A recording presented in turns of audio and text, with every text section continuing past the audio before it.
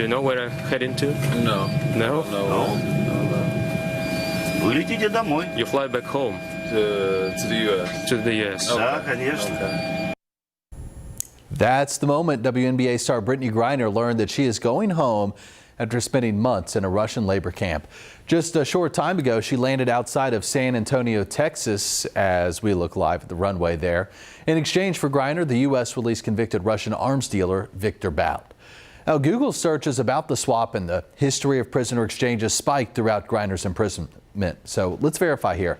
Has the U.S. swapped prisoners with Russia before? Here's Brandon Lewis.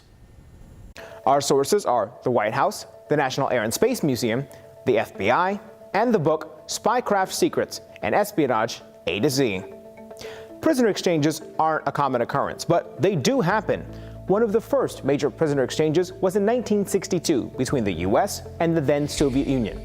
The U.S. traded a KGB spy in exchange for 2 Americans, an Air Force captain and a student. The exchange was later dramatized in the Tom Hanks movie Bridge of Spies.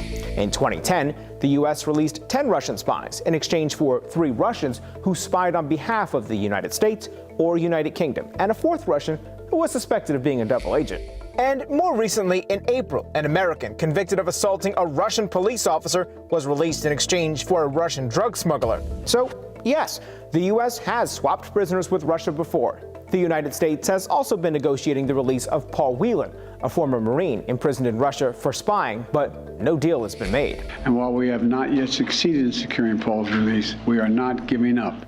With you at Verify, I'm Brandon Lewis.